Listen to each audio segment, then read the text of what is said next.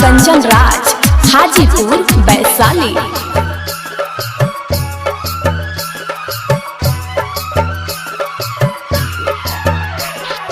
छोड़ के तो जेबी ससुराल, तोरा बिना के नहब जीबै है बेजान।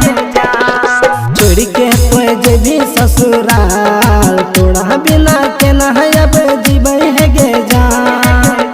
हे गे दिलबा के रही मोर पड़ा, इन्हें जेबी ससुराल ने जेबो शमशान।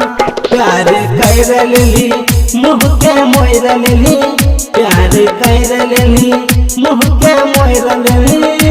अब तो मर जइबो चल जइबो दुनिया छोड़ के तो जेबी ससुराल, तोरा बिना के नहब जीबै है गे जान।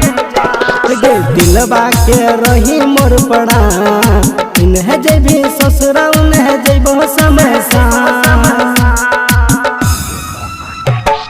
डीजे कंचन राज,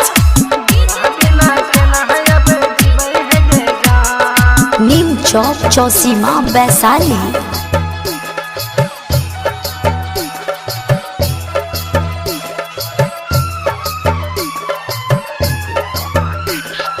तोरा सिवा प्यार नहीं करो कड़ैरी है गे जान कड़ैरी है गे। तोरे कसम कहे छियो मरैरी हो गे जान मरैरी हो गे, तोरे पे मरैरी हो गे। तैयो नहीं भैली गे हमर प्यार के वादा, कोई जाय छही गे पिया घर के न जीबै गे। दिल तोड़ देली साथ छोड़ देली, साथ छोड़ देली दिल तोड़ देली। डोली चढ़ के तो चल गेल पिया घर ना, करके तो सोलहो सिंगार।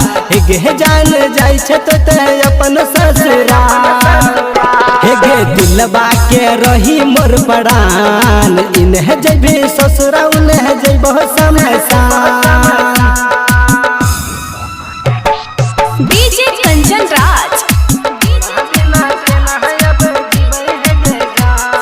नीम चौक चौसीमा वैशाली।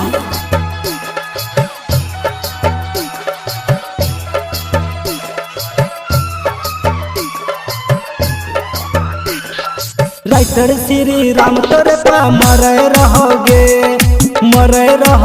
तोरे पा मरे रहोगे। मिथुन माही दिल से तोड़ा चाहे रहोगे जान चाहे रहोगे। राइटर श्री राम तोरे पा मरे रहोगे, मिथुन माही दिल से तोड़ा चाहे रहोगे। दिल तोड़ देली साथ छोड़ देली, साथ छोड़ देली दिल तोड़ देली। अब तो मर जेबो चल जेबो दुनिया छोड़ के, करके तो सोलहो सिंगार। गे जान जाय छ तो अपन ससुराल, गे दिलबा के रही मोर पड़ान। इन्हें जेबी ससुराल उन्हें जेबो शमशान।